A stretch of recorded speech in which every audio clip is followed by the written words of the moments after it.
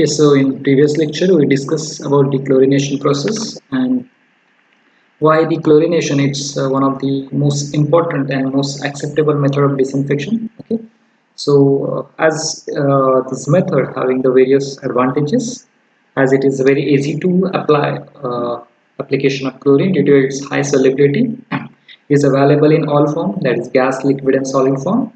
It stops all the metabolic activities the solution left after the chemical reaction, so there is very rare chances of the contamination of water.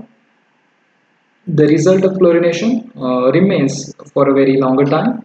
The system is very cheap and reliable, so that it is the very important and one of the most or one of the best method of disinfection. Okay, so only one thing is that the correct dose is very important because it may be changed the odor of water. Okay, so it may be changed the taste and odor of water, so the dose of the chlorine is very important.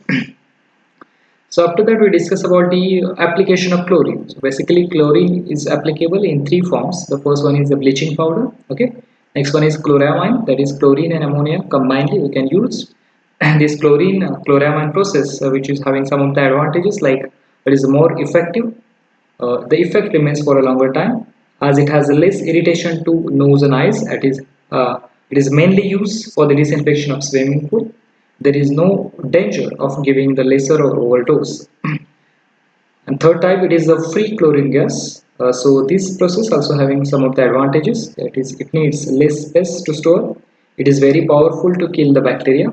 It is easy to transport. The result of disinfection of water are uniform and reliable. Its mechanism is AC and no skill supervision is required. Okay. So these are the various advantages of this different application of chlorine as a bleaching powder, as a chloramine, and as the chlorine gases. Okay. So the chlorination, it is a method of disinfection by which the microorganisms are killed if chlorine and its components are used. The chlorination serves not only for the disinfection but as an oxidant for the other substances like iron, manganese, cyanide, etc. Also for the taste and odor control in water and wastewater. Okay, so that means the chlorine is not only used for the disinfection for the killing of bacteria, it is also used as oxidant for the iron, manganese, and for the taste and odor also. Other chemical disinfectants include the chlorine dioxide, ozone, bromine, and iodine. The last two chemicals are generally used for the personal application, not for the public water supply, that is iodine and bromine. Okay, so these are the different types of chlorination. Okay, so the plain chlorination, pre-chlorination, post-chlorination. So what is plain chlorination? So chlorination of water relatively free from suspended matter without any other treatment. Okay, so that means no any other treatment required, just we have to use chlorine for the disinfection of water. Okay, so directly application of chlorine is a simple, it is nothing but a plain chlorination or a simple chlorination. Okay, so simple or plain chlorination, it is nothing but the process of chlorination is carried out before the raw water is supplied for the consumption. Okay, so this process is carried out if the turbidity is less and the percentage of pollutant is less and the iron and manganese concentration is also less, 0.3 mg per liter. Okay, so plain chlorination or simple chlorination, it is the just process of application of chlorine before the raw water is supplied for the consumption. Next, pre-chlorination.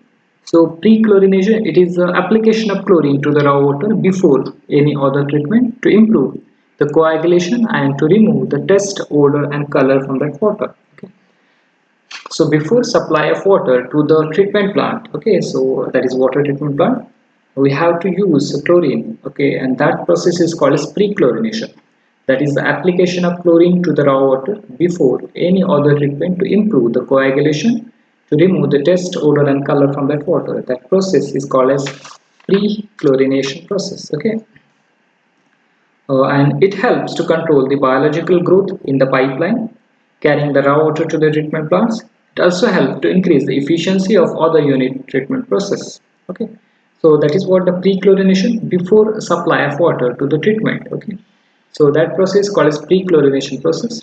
Next one is post-chlorination process. So post, as name indicate, that post, that is after treatment of water, chlorine is applied. So that process is called as post chlorination process. Okay, so in this process the chlorine is applied to the treated water before supplying it to the consumers. It helps to maintain the percentage of residual chlorine. Okay, so application of chlorine to treated water after all other treatments. So that means completed treatment, that is sedimentation, coagulation, aeration, flocculation, filtration. So after all treatment, application of chlorine is carried out, and that is called as post chlorination. Okay. The application of chlorine to treated water after all other treatment, and the doses of chlorine ranges from 0.25 to 5 mg per liter in order to obtain the combined residual chlorine in the range of 0.1 to 0.2 mg per liter. Okay.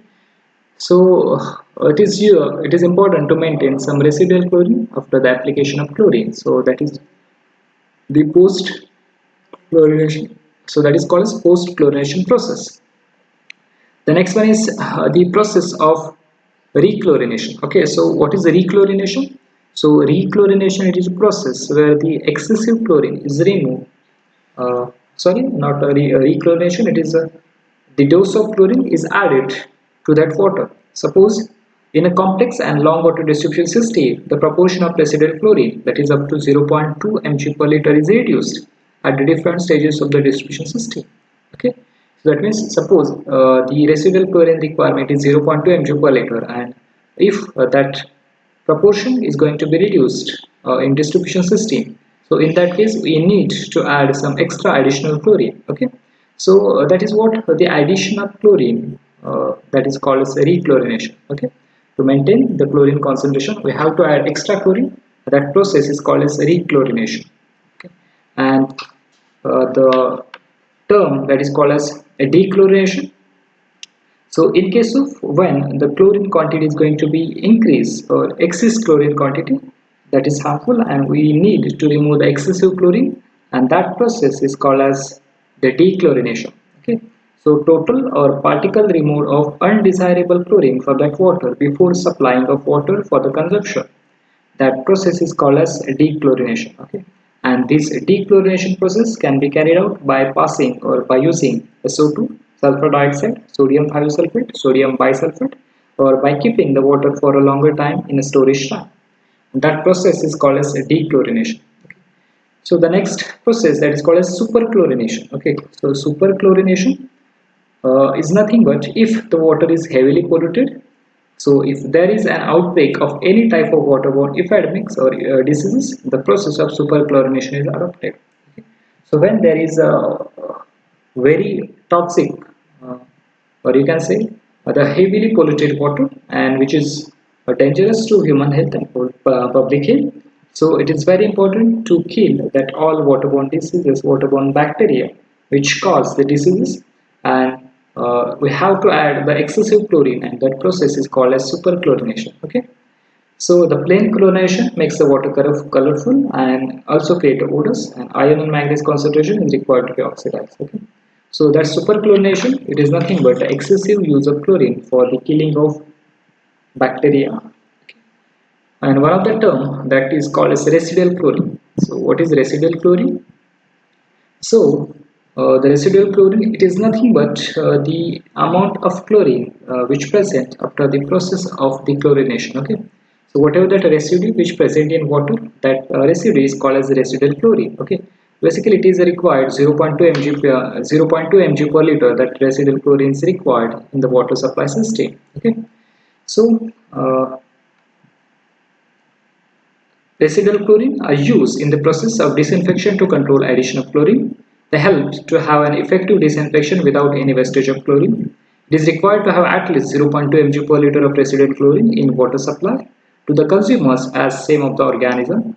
And it needs at least 1 hour to make them inactive, and so the residual chlorine is required in water at the final point. Okay, so that means at the end of the tap, minimum residual chlorine should be required, that is 0.2 mg per liter, which avoid the contamination of water and safely supply of water.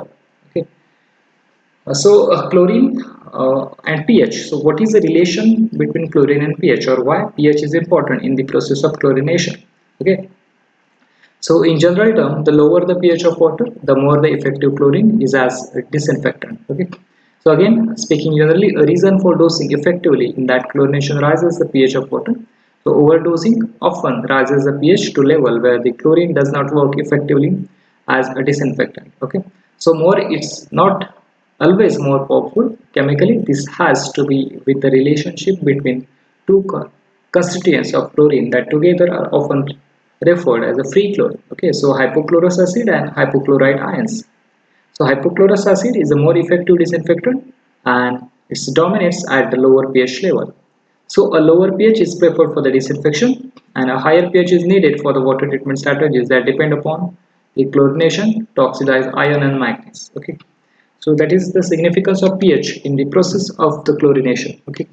Then types of chlorine used in water treatment. We already discussed three types of chlorine are used in the form of chlorine bleaching powder, in the form of chloramines, and in the form of chlorine gas. Okay, so chlorine gas is greenish yellow in color and heavier than air. Its high toxicity make it an excellent disinfectant for water, but also a hazard to human who handle it. Chlorine gas, of course, is a deadly weapon when used in a chemical work. Okay, it is a respiratory irritant and can irritate skin and mucous membrane. Okay, and can cause death with sufficient exposure.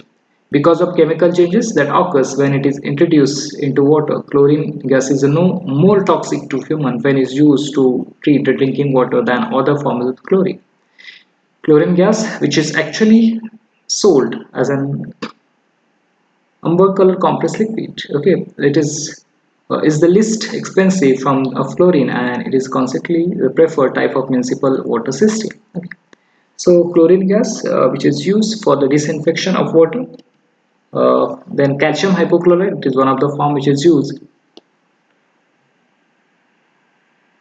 So calcium hypochlorite is manufactured from the chlorine gas. It is the best known as chlorine pellet and granules in residential water treatment. It is a white solid with a very pungent odor and it can create enough heat to explode. So it must not be stored near wood, cloth or petroleum product.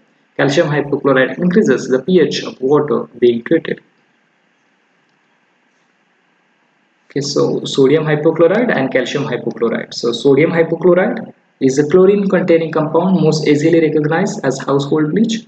It is a light yellow liquid that has a relatively short shelf life and it is easiest to handle of all the types of chlorine. Sodium hypochlorite also increases the pH of water being treated.